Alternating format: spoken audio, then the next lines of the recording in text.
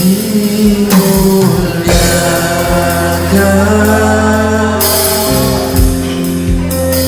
ditinggikan,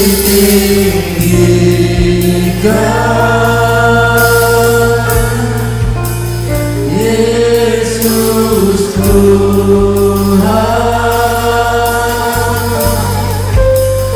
Kau Rajaku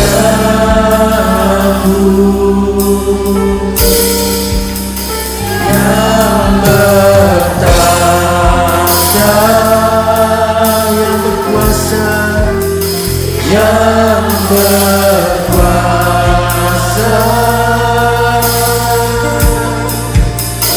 Yesus Tuhan, Kau Rajaku.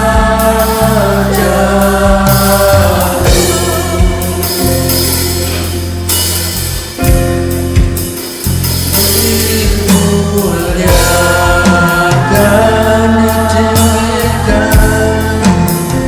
ditinggikan,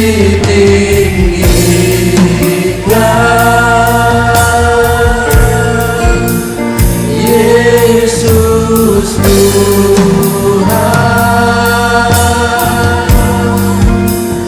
Kau Rajaku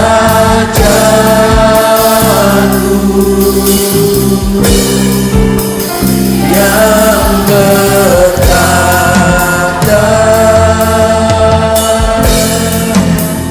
yang berkuasa,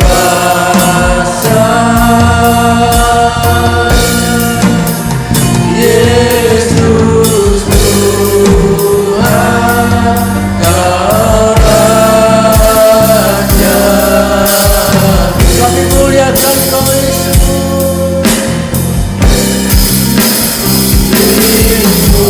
Dimuliakan, kami tinggikan Kau Tuhan, ditinggikan,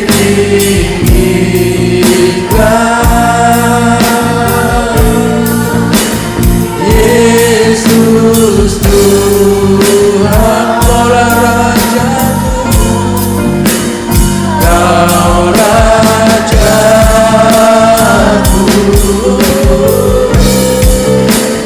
yang berkata, yang berkuasa,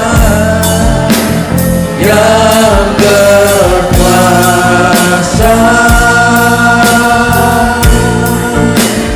Yesus Tuhan, Kau Raja.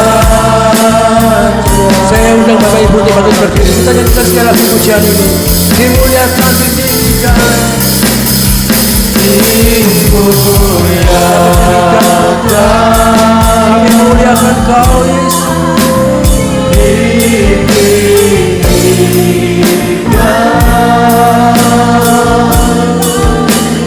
Yesus Tuhan, Kau Rajaku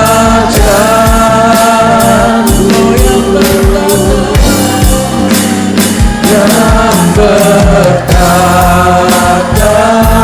berkuasa, yang berkuasa,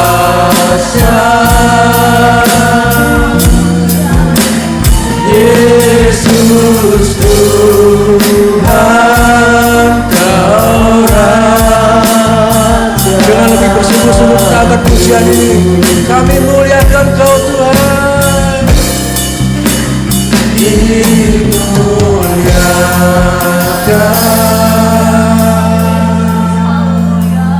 ditinggikan,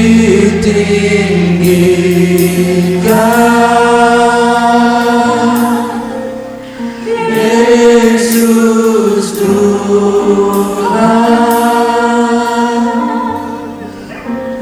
Kau Rajaku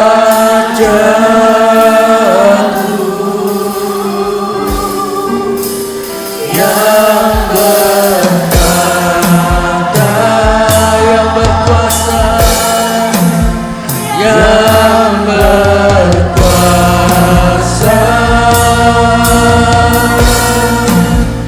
Yesus Tuhan.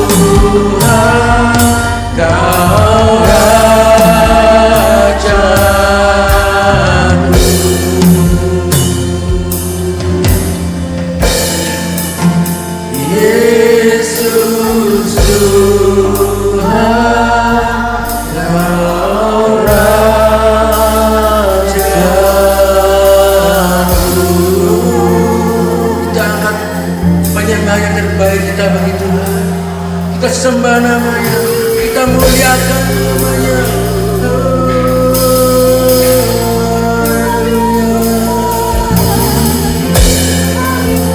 Kami muliakan, kami berikan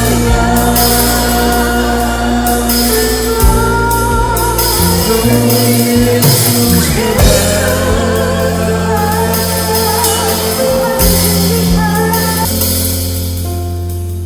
Terima kasih Yesus, terima kasih Tuhan, terima kasih ya Bapa, karena Engkau sungguh baik bagi kami Tuhan. Terima kasih Kau telah mati bagi kami, Engkau bangkit bagi kami, dan Kau telah naik ke atas surga ya Tuhan. Terima kasih Yesus, kami siap Tuhan untuk memuji lebih lagi dan menyembah-Mu Tuhan. Dalam nama-Mu Yesus, haleluya, amin. Silakan duduk Bapak Ibu, saudara kasih.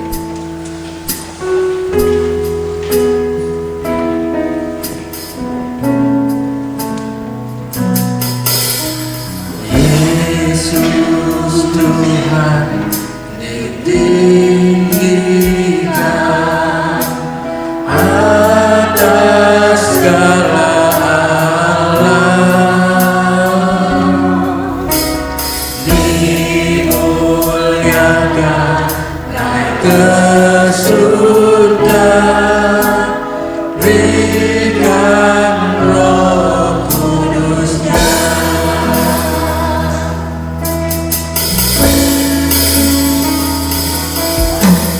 Yesus Tuhan ditinggikan atas segala alam,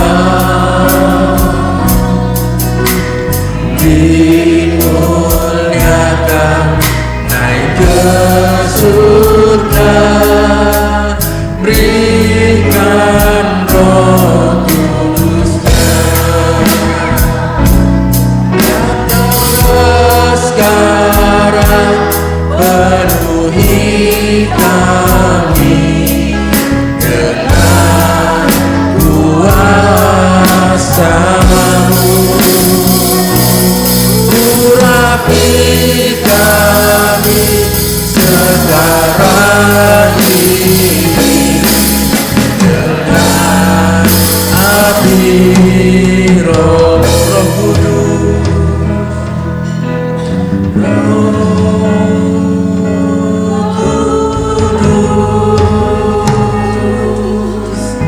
Ini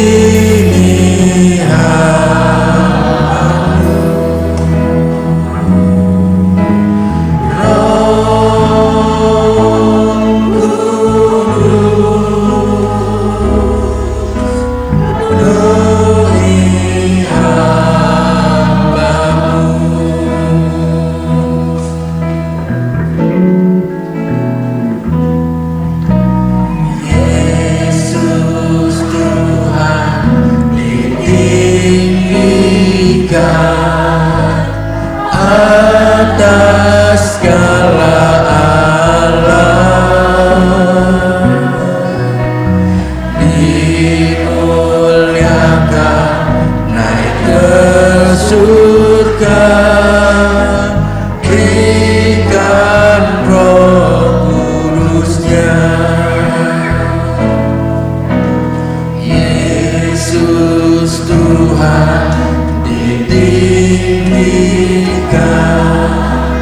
atas segala alam, dimuliakan naik ke surga, berikan Roh Kudus-Nya.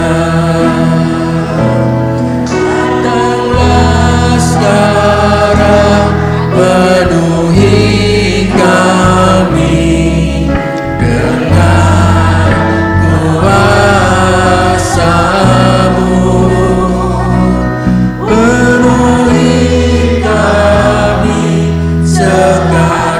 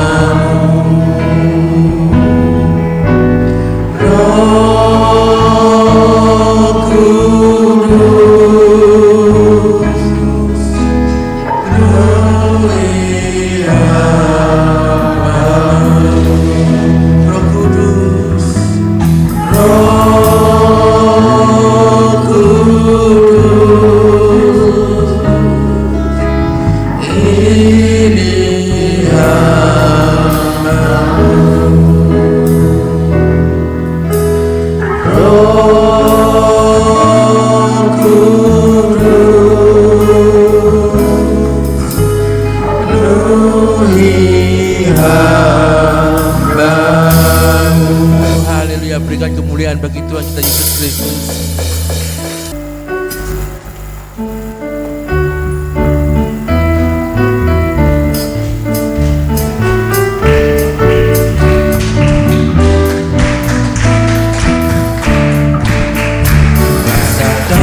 Kuasa Allah turunlah, rasakan kuasa Allah turunlah.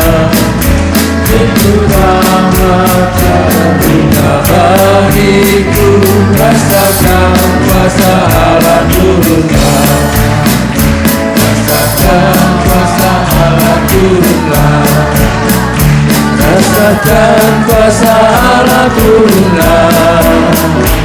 Itu rahmat terbuka bagiku, rasakan kuasa Allah turunlah, rasakan kuasa Allah turunlah, rasakan kuasa Allah turunlah. Itu rahmat terbuka bagiku, rasakan kuasa Allah turunlah, kuasa Allah turunlah, rasakan kuasa Allah turunlah. Itu rahmat terbuka bagiku, rasakan kuasa Allah turunlah, rasakan kuasa Allah turunlah, rasakan kuasa Allah turunlah. Itu rahmat terbuka bagiku, rasakan kuasa Allah turunlah, rasakan kuasa Allah turunlah. Haleluya. Kita persiapkan hati kita akan mendengarkan sebagian firman Tuhan yang disampaikan oleh hamba-Nya. Kita angkat pujian penuhi hidupku Tuhan.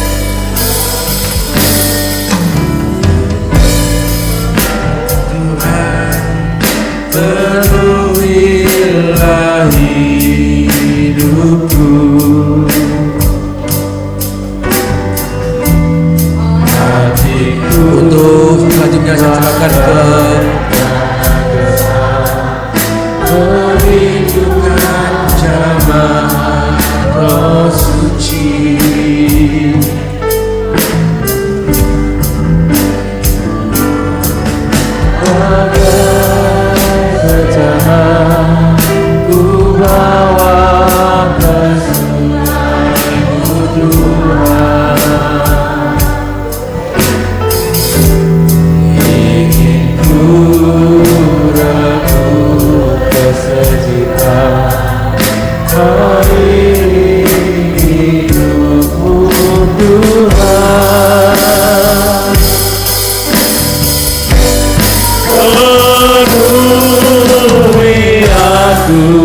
sekarang penuhilah hidup.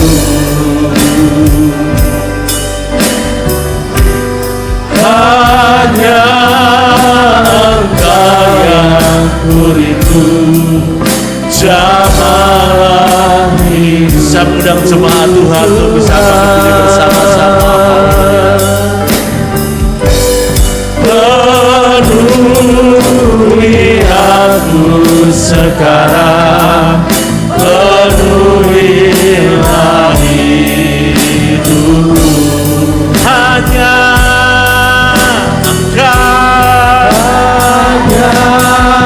Engkau yang ku-rindu, jamalah hidup. sekali lagi katakan penuhi sekarang.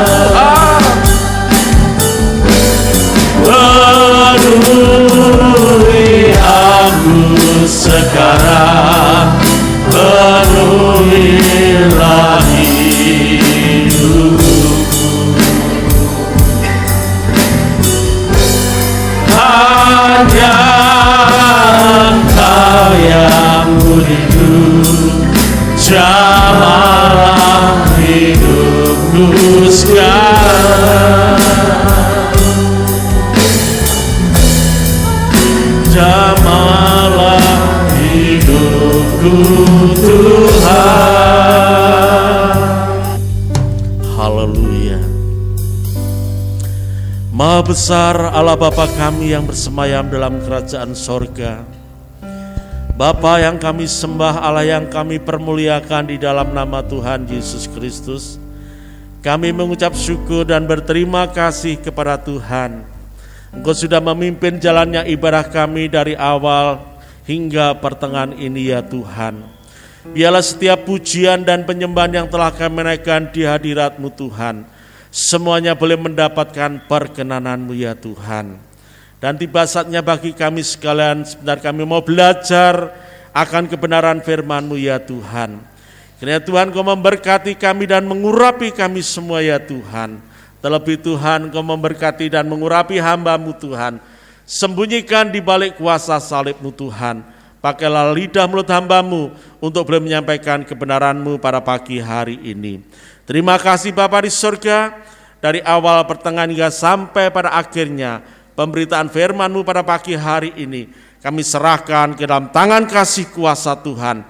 Dan di dalam nama Tuhan Yesus Kristus, mari yang diberkati Tuhan, kita berkata amin. Silahkan duduk jemaat yang dikasihi oleh Tuhan. Salam, salam, puji nama Tuhan. Kiranya damai sejahtera Allah yang melampaui segala akal akan memelihara hati dan pikiran kita dalam Kristus Yesus Tuhan kita. Baik Bapak Ibu yang dikasihi oleh Tuhan, mari kita akan belajar bersama-sama kebenaran firman Tuhan yang terdapat di dalam Injil Lukas pasal yang ke-24 di ayat yang ke-50 sampai dengan ayat yang ke-53. Injil Lukas pasal yang ke-24 ayat yang ke-50 sampai dengan ayat yang ke-53, firman Tuhan dikatakan demikian. Saya akan bacakan perikopnya. Kenaikan Yesus. Lalu Yesus membawa mereka keluar kota sampai dekat Betania. Di situ ia mengangkat tangannya dan memberkati mereka. Dan ketika ia sedang memberkati mereka, ia berpisah dari mereka dan terangkat ke surga.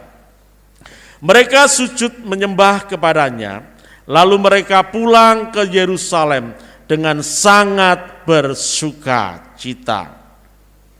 Mereka senantiasa berada di dalam bait Allah dan memuliakan Allah. Bapak Ibu saudara-saudaraku yang dikasihi oleh Tuhan, pada umumnya perpisahan itu akan menimbulkan kesusahan, kesedihan, bahkan duka cita. Apalagi kalau kita harus berpisah dengan orang-orang yang kita kasihi, dengan orang-orang yang kita sayangi, dengan orang-orang yang kita cintai. Namun Bapak Ibu Saudaraku yang dikasihi oleh Tuhan, ada kalanya justru perpisahan itu akan menimbulkan sukacita, akan menimbulkan kebahagiaan. Nah, Bapak Ibu Saudaraku yang dikasihi oleh Tuhan, kalau kita sering mengikuti acara perkabungan, ya, maka seringkali kita mendengar bahwa perpisahan itu sifatnya hanyalah sementara. Ya. Perpisahan itu sifatnya hanyalah sementara. Karena suatu saat bagi kita yang percaya kepada Tuhan Yesus Kristus, sekalipun saat ini kita terpisah, suatu saat kita akan berjumpa kembali dengan orang-orang yang kita kasihi, dengan orang-orang yang kita cintai selama kita hidup dalam dunia ini. Sebab dikatakan dalam 1 Tesalonika pasal yang keempat di ayat yang ke-13 dan ayat yang ke-14. Selanjutnya kami tidak mau saudara-saudara bahwa kamu tidak mengetahui tentang mereka yang meninggal, supaya kamu jangan berduka cita seperti orang-orang yang tidak mempunyai pengharapan. Ayat yang ke-14. Karena jikalau kita percaya bahwa Yesus telah mati dan telah bangkit, maka kita percaya juga bahwa mereka yang telah meninggal dalam Yesus akan dikumpulkan Allah bersama-sama dengan Dia. Nah, Bapak Ibu saudara-saudaraku yang dikasihi oleh Tuhan, biasanya hamba Tuhan akan menyampaikan, ya, bagi yang dipanggil Tuhan misalnya, inilah jalan yang terbaik buat dia. Nah, renungan firman Tuhan di kesempatan pada pagi hari ini, saya memberikan tema atau judul, perpisahan adalah jalan yang terbaik. Bukan pegatan Bapak Ibu, tapi perpisahan, ya, jangan salah diartikan, kata dasarnya adalah pisah, ya. Nah, mengapa dikatakan bahwa perpisahan adalah jalan yang terbaik? Tentunya pada akhirnya, ya, kita berharap akan mendatangkan kebaikan bagi orang yang sedang berpisah. Ada 3 hal bahwa perpisahan adalah jalan yang terbaik. Kita akan belajar 3 hal. Yang pertama adalah untuk menghindarkan dari pertumpahan darah. Ya. Perpisahan itu adalah jalan yang terbaik. Ya, untuk menghindarkan yang pertama itu pertumpahan darah. Kok bisa? Bisa Bapak Ibu yang dikasihi oleh Tuhan. Kalau kita membaca dalam kitab Kejadian pasal yang ke-27 di ayat yang ke-41, dikatakan firman Tuhan, Esau menaruh dendam kepada Yakub karena berkat yang telah diberikan oleh ayahnya kepadanya. Lalu ia berkata kepada dirinya sendiri, hari-hari berkabung karena kematian ayahku itu tidak akan lama lagi. Pada waktu itulah Yakub, adikku, akan kubunuh. Ketika Esau berkata seperti ini, sebenarnya Ishak itu masih hidup. Ya. Ishak itu masih hidup. Tapi umurnya sudah sangat lanjut, ya, matanya sudah kabur, sudah suntuk begitu. Nah, karena Esau menaruh dendam, ya, kalau orang tua itu, ya kita senantiasa berdoa supaya orang-orang yang kita kasih itu tetap panjang umur begitu. Tapi Esau berbeda, ya, melihat ayahnya sudah sangat tua, ya, karena dia merasa dendam kepada adiknya, maka dia berkata, hari-hari berkabung untuk ayahku sebentar lagi akan selesai. Dan pada saat itulah Yakub adikku akan aku bunuh. Dia berkata kepada dirinya sendiri. Nah, Bapak Ibu saudara-saudaraku yang dikasihi oleh Tuhan, ketika dia berkata demikian ternyata ada orang yang tahu. Ya. Ada orang yang tahu, ada orang yang mendengar. Sehingga orang ini berkata kepada Ribka, ayah ibu dari Esau dan Yakub. Nah, kepada Ribka disampaikan bahwa Esau menaruh dendam terhadap adiknya. Kemudian Ribka berkata, masakan dalam 1 hari aku harus kehilangan 2 orang anak. Untuk itulah Yakub dipanggil oleh Ribka ibunya. Sekarang kamu larilah kepada saudaraku Laban, ya, supaya terpelihara hidupmu. Kemudian sebelum Yakub berangkat, diberkati lagi oleh Ishak ayahnya. Dan itu malah membuat si namanya Esau itu, waduh, tambah igit-igit, orang Jawa bilang seperti itu. Nah, Bapak Ibu yang dikasihi Tuhan, maka larilah Yakub ke rumahnya Laban. Laban itu adalah saudara daripada Ribka. Laban dan Ribka itu anak Betuel dari Milka. Sedangkan Betuel itu adalah anak Nahor. Nahor itu adalah saudaranya Abraham. Abraham bertiga bersaudara. Abraham, Nahor, dan Haran. Haran yang memiliki anak namanya Lot yang ikut Abraham. Demikian ceritanya seperti itu. Jadi masih masih terhitung family begitu ya. Masih terhitung family antara Ribka dan Laban itu saudara. Nah, Bapak Ibu saudaraku yang dikasihi oleh Tuhan, akhirnya mereka berpisah. Ya. Nah, biasanya orang kalau sudah lama berpisah, apa yang terjadi?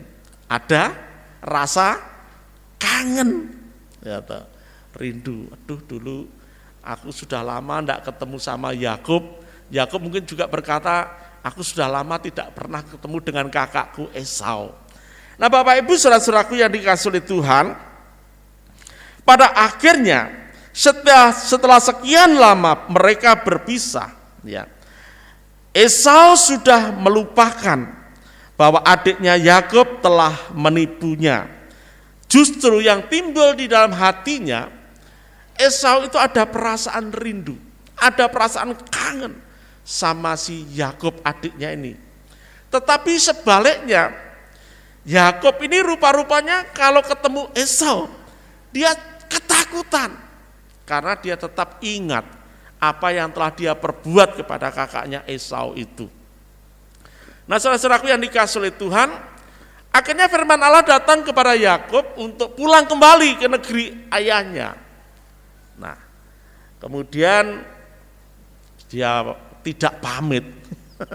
Ya, tidak pamit sama mertuanya yang bernama Laban. Laban mempunyai 2 orang gadis, anak perempuan, namanya Lea dan Rahel. Ya, ceritanya mungkin Bapak Ibu sudah tahu. Nah, jadi Bapak Ibu saudaraku yang dikasihi oleh Tuhan, ketika Esau sudah rindu kepada adiknya Yakub, tetapi justru Yakub itu yang takut kalau sampai ketemu dengan Esau kakaknya. Nah, pada akhirnya mereka pulang ke negeri ayahnya. Di tengah-tengah perjalanan, sebelum sampai kepada kakaknya Esau, Yakub ini seorang yang licik, Bapak Ibu yang dikasihi oleh Tuhan. Orangnya sudah penipu, licik lagi. Ya. Liciknya apa? Dia mengatur barisan. Ya. Budak-budaknya ditaruh di depan sendiri. Kemudian berikutnya adalah gundik-gundiknya. Setelah gundik-gundiknya istrinya. Setelah istrinya dia paling belakang sendiri. Pikirnya nanti kalau kakaknya Esau menyerang, ya, satu barisan, yang lain masih bisa menyelamatkan diri. Nah, Bapak Ibu yang dikasihi oleh Tuhan, tetapi Allah tidak mau. Ya. Yakub seperti itu terus Allah tidak mau.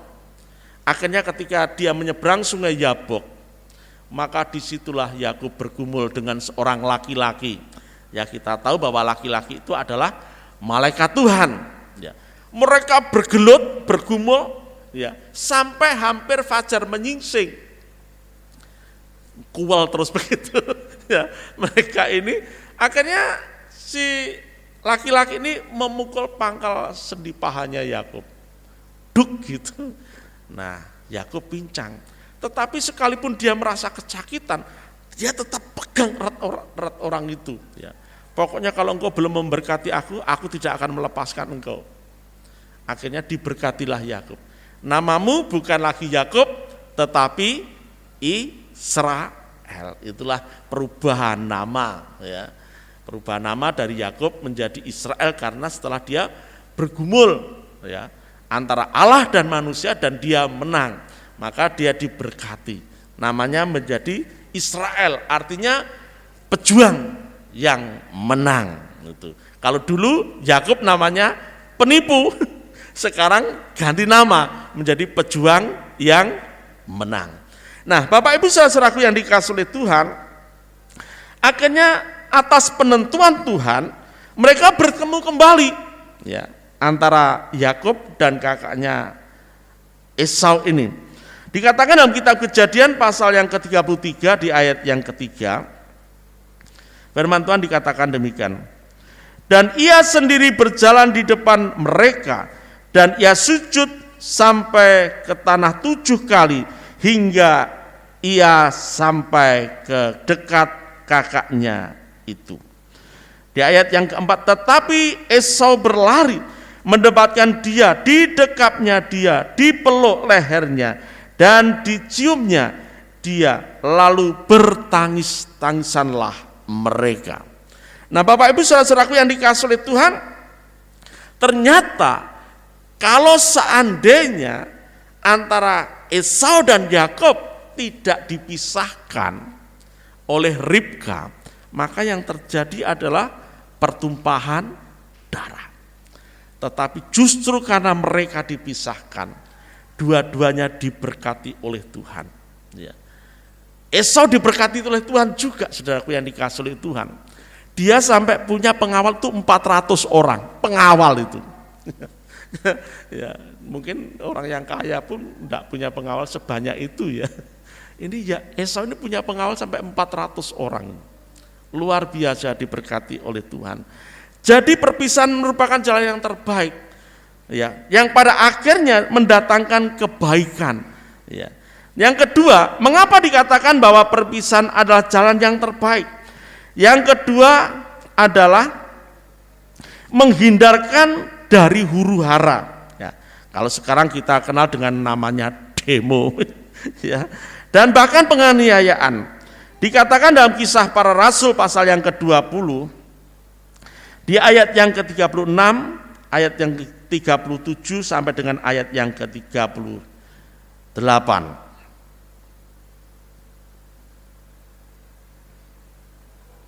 Dikatakan, sesudah mengucapkan kata-kata itu, Paulus berlutut dan berdoa bersama-sama dengan mereka semua.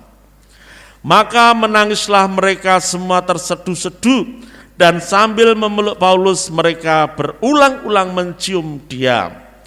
Mereka sangat berduka cita, terlebih-lebih karena ia katakan bahwa mereka tidak akan melihat mukanya lagi. Lalu mereka mengantar dia ke kapal. Nah, dikisahkan itu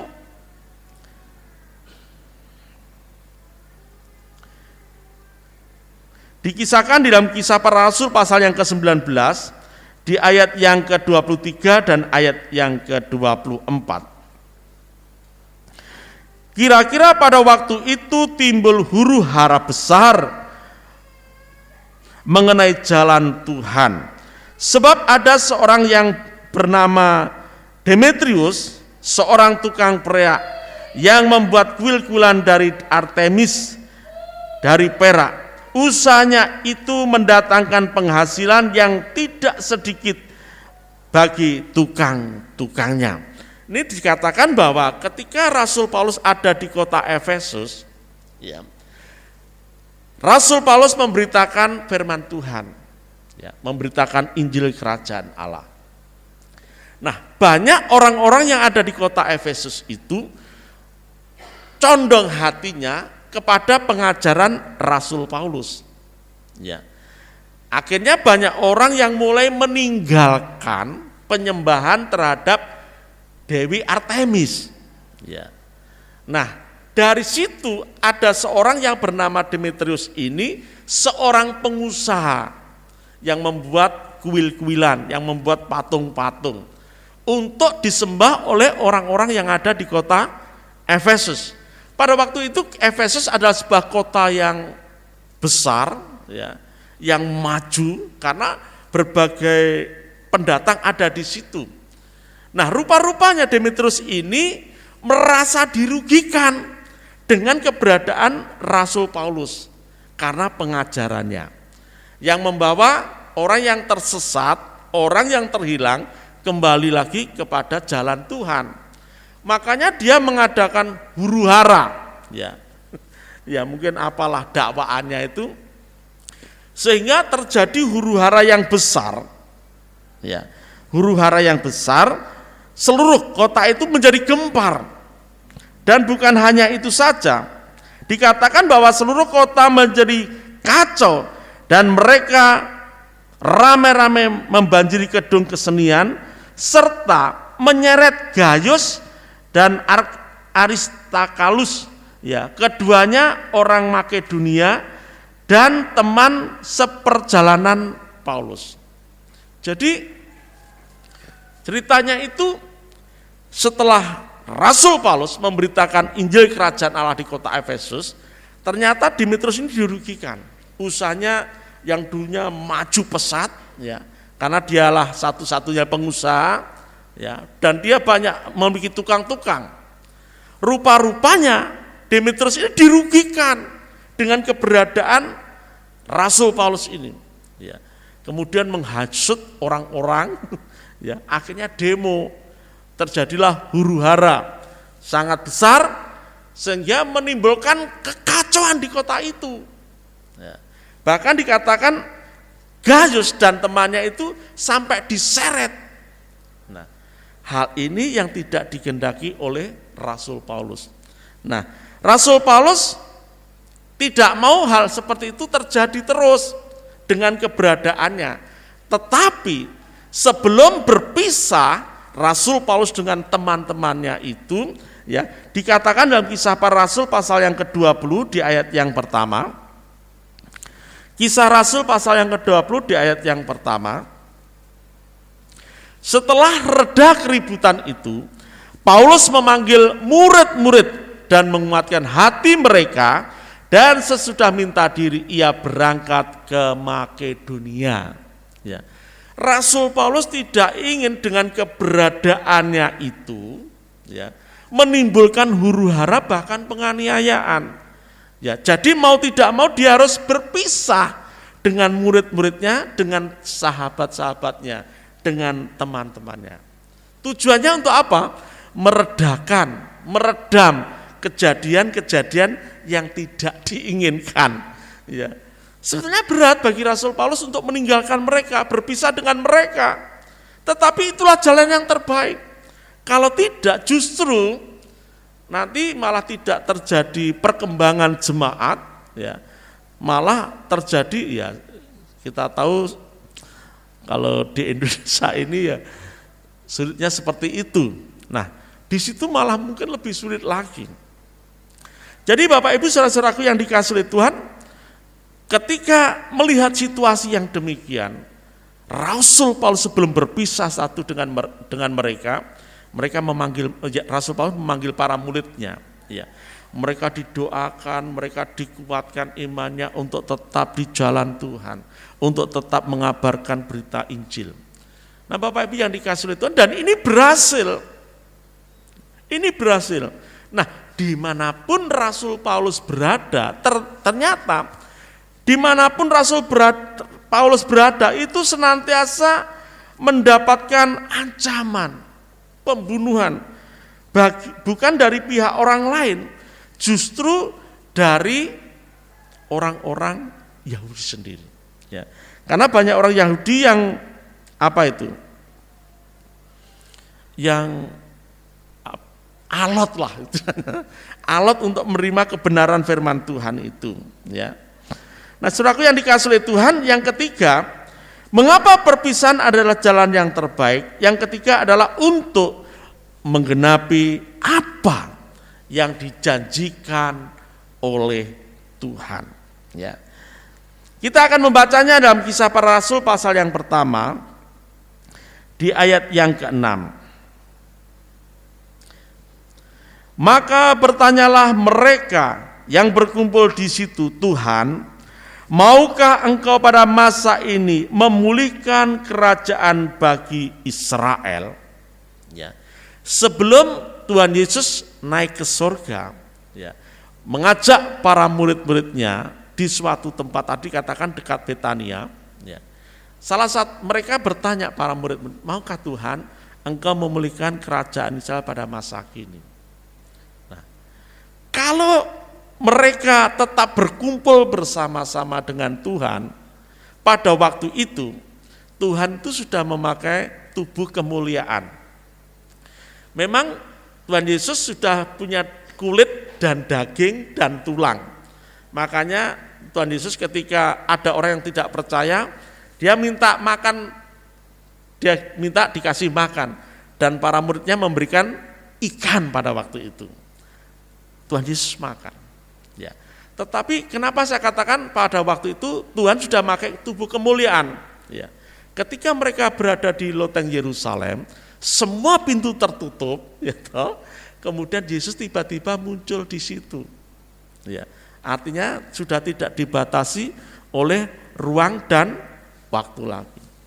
Nah, kalau seandainya Tuhan Yesus pun mau, ya, sanggup, ya, kemudian memulihkan, akhirnya apa yang dijanjikan oleh Tuhan itu tidak akan terjadi. Nah, Bapak Ibu saudaraku yang dikasihi oleh Tuhan, makanya mau tidak mau mereka harus berpisah, ya, dengan Tuhan Yesus.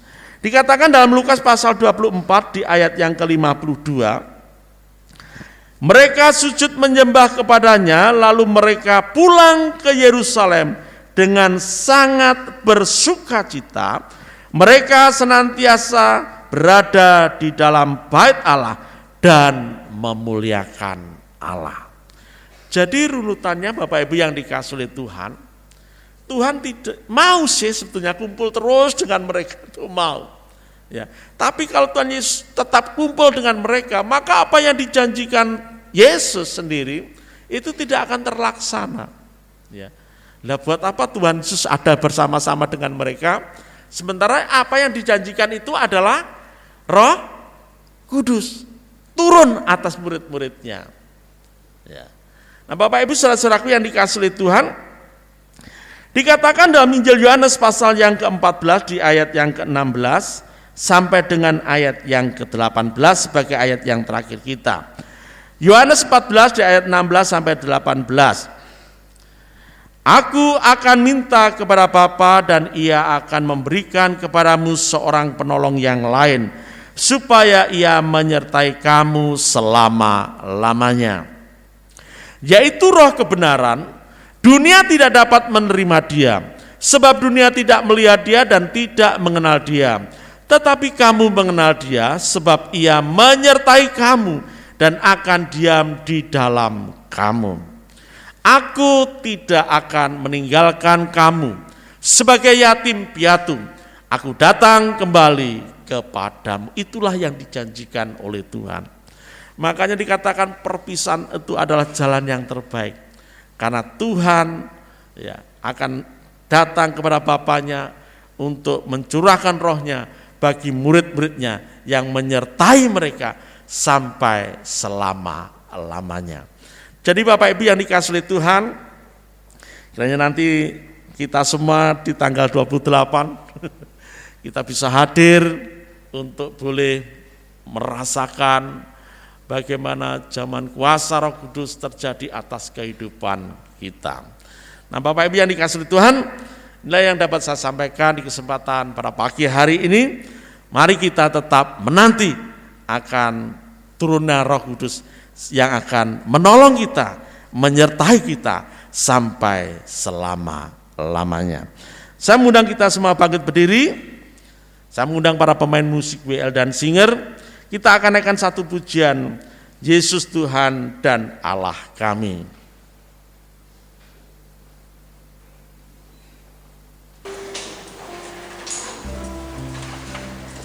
Yesus Tuhan dan Allah kami,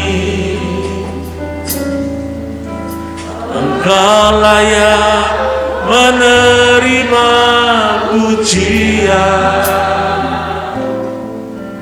hormat dan kuasa, sebab Kau telah ciptakan segalanya.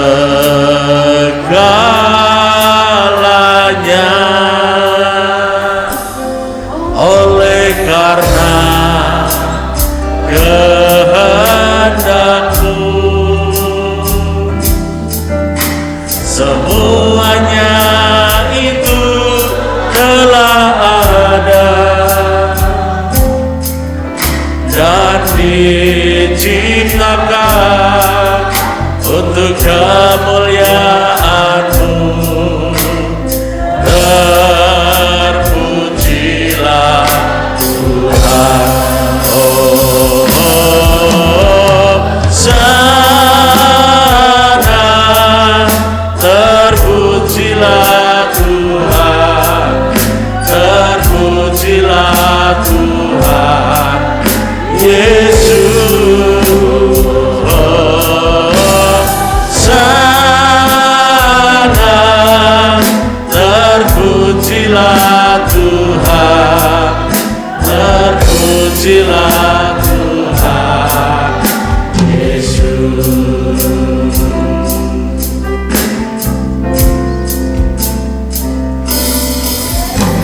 Tuhan dan Allah kami, Engkau layak menerima pujian,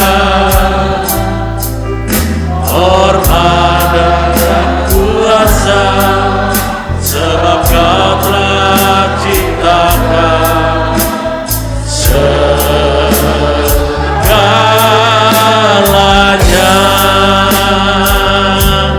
Oleh karena kehendak-Mu,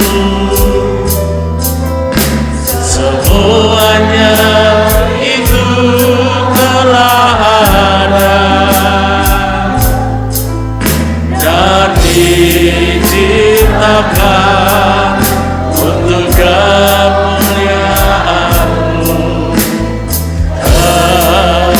Terpujilah Tuhan.